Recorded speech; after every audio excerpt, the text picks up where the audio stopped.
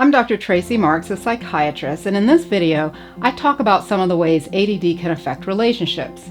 This is part of a series of videos that I've done on ADD. So for more information about ADD as a brain disorder and some of the symptoms, check out the playlist that I reference in the top corner. To see what kind of impact your ADD is having on relationships, here's a series of 10 situations that are pretty typical for a person with ADD.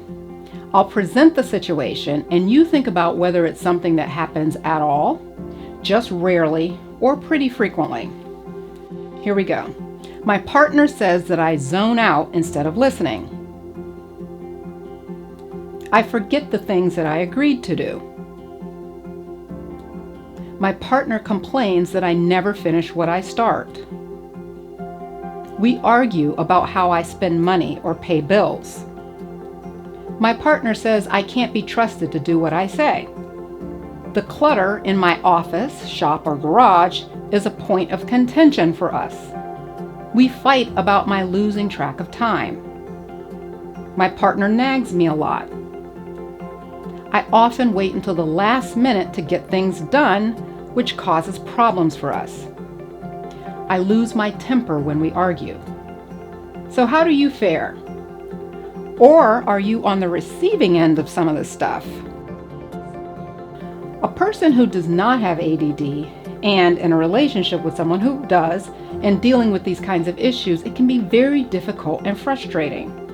And if you're a parent with ADD, your inattentiveness or forgetfulness can be hard on your children or hard for them to understand.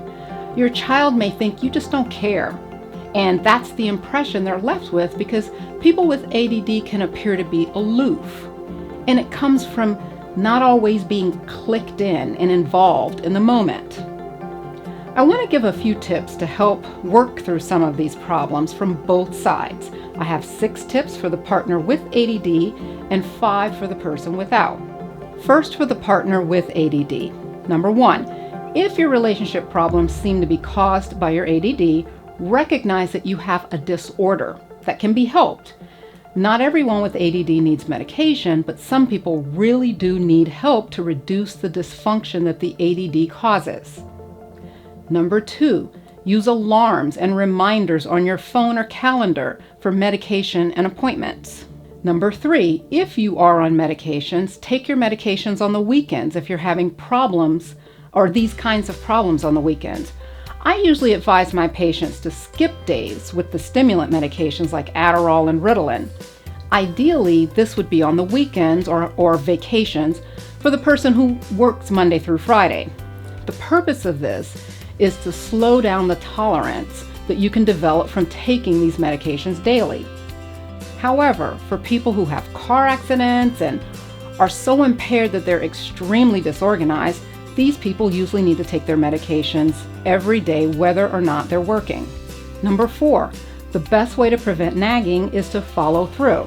And I know this is easier said than done, and what it means is you have to prioritize doing whatever it takes to get the task completed all the way through. Number 5, when your partner is talking, try to make sure to listen all the way through to the end of their sentence and their thought. That means giving them a chance to stop talking before you comment. If you can't tell if they're done, a moving mouth means they're still talking. An open mouth means they're talking and probably not done with their thought. So let the mouth close and stay closed for at least 10 seconds. And this means you gotta look. You gotta look at them while they're talking to you. You can't be on your phone, you can't be multitasking when someone's talking because then you're not gonna know whether their mouth is opened or closed. Sometimes it's very hard not to interrupt when you feel like you've heard enough and you want to get your point in before you forget. But don't just blast in with your point. If you have a thought that comes up while you're talking, see if you can make a note of what you want to say, even if it means asking the person to pause to let you write down a quick thought before they continue. The person shouldn't mind pausing if they know they'll be able to finish. Number 6, create time buffers. Often being late is because you underestimate how long things will take, or you just don't think about timing at all. Well, with GPS on our phones, it's easy to see how long a trip should take. But you also have to take into account the amount of time it takes for you to put on your shoes, gather your belongings, and get in the car.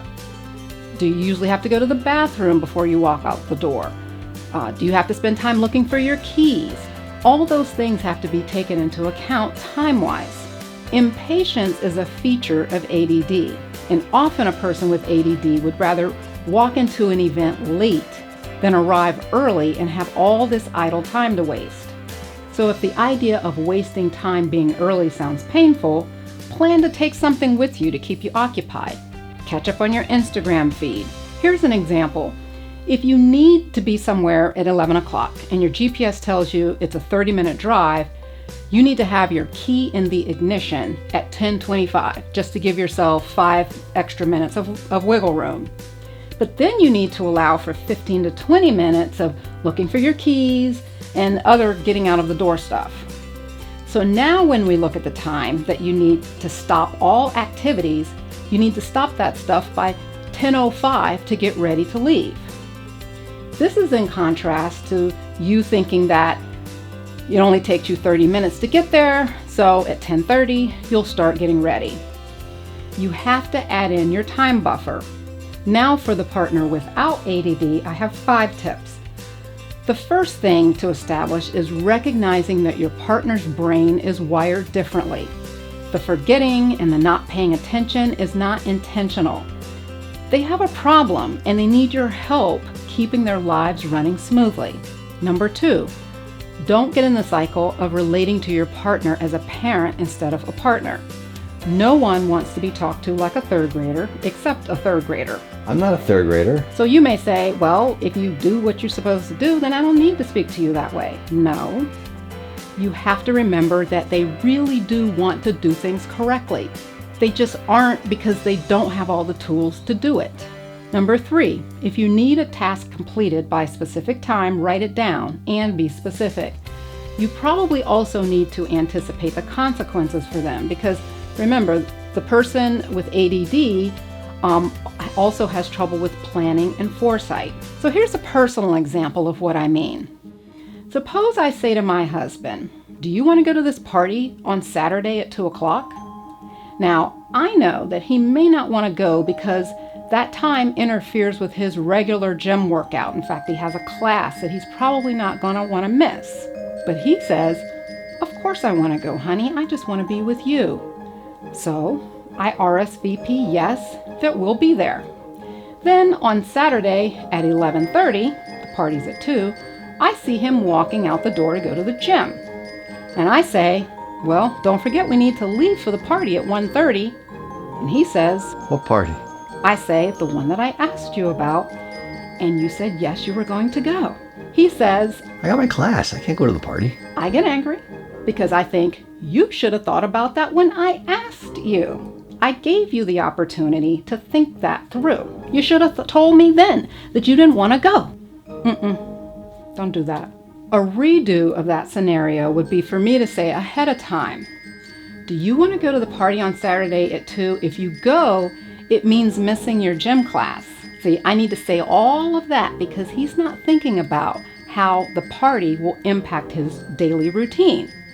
So when I ask, I need to anticipate what his objections may be and put it out there for him so that he can make an informed decision. Number 4, try asking for what you want instead of telling. And you can use please and thank you, but watch the tone and don't beg or imply that you've already asked 50 times and you know he's probably not going to do it. So, for example, if your partner forgets to take out the trash on trash day, remind him or her the night before and maybe even make a note and put it on the door or something to help them remember to take out the trash. But you don't want to say, are you going to take out the trash this time?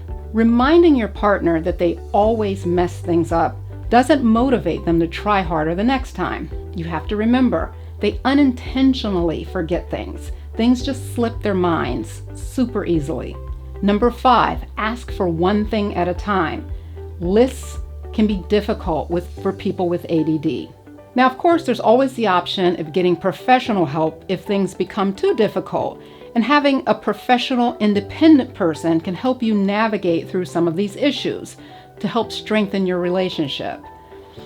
They could do it in a similar way that I'm talking now, whereas now I'm talking generically, but your own therapist can help you work with specific issues in your relationship. Thanks for watching this video. Click the like button if you liked it, and leave me a comment if you have any questions.